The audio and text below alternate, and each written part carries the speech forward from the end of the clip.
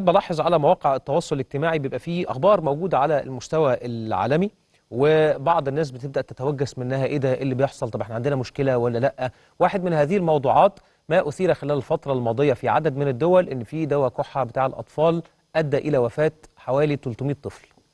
فالبعض بدأ يتساءل في مصر إيه ده؟ طب الدواء ده موجود عندنا؟ طب إيه اللي بيحصل؟ طب إيه الموضوع؟ الموضوع ببساطة شديدة إنه منظمة الصحة العالمية أولا دعت إنه خصوصا هذه الدول اللي هذكرها لحضراتكم يتم اتخاذ إجراءات فورية لعدم استخدام وحجب كل الأدوية، أدوية السعال التي وصفت بالسامة وتسببت في وفاة حوالي 300 طفل.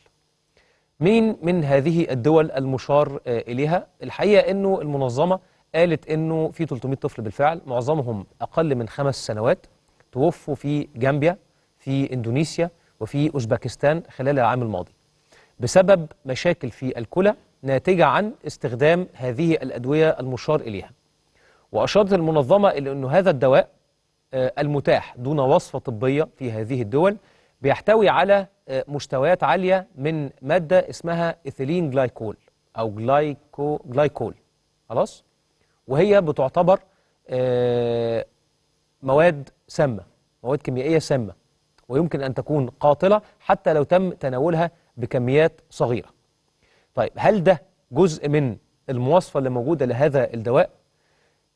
الموضوع بتفاصيله هو أنه هذا الدواء ورد إلى هذه الدول جامبيا وإندونيسيا وغيرهم من الهند، والهند الحقيقة بدأت تبحث في هذا الأمر، فعملت فحوصات كثيرة لهذا الدواء واختبارات، ووجدت أنه الدواء بالمواد اللي فيه مطابق للمواصفات ولا توجد فيه المادة المشار إليها.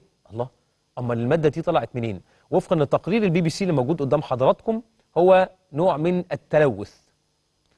المادة دي ظهرت وفقا لتقرير BBC بتتكلم على أنه التحاليل اللي اتعملت في عدد من الدول منهم جامبيا على سبيل المثال، وجدوا أنه هذه المادة موجودة ملوثة أو ملوث بيها الأدوية المشار إليها، وبالتالي وجودها هو ده اللي أدى إلى مشاكل في الكلى وترتب عليها عدد الوفيات اللي وصلت في إندونيسيا على سبيل المثال لحوالي أكثر من 150 حالة وفاة. طيب الأدوية دي موجودة عندنا؟ لا، وفقا لمعلوماتي وبالاطلاع على هذه الأدوية اللي موجودة إنها ليست موجودة في مصر. ومنظمة الصحة العالمية لما خاطبت وقالت يا جماعة في مشكلة في الدواء ده ما تستخدموهوش، يجب حظر ووقف بيعه، تحدثت بشكل محدد بشكل أكبر عن الدول اللي موجود فيها هذه الأدوية اللي احنا أشرنا إليهم إن هم جامبيا وإندونيسيا وأوزبكستان.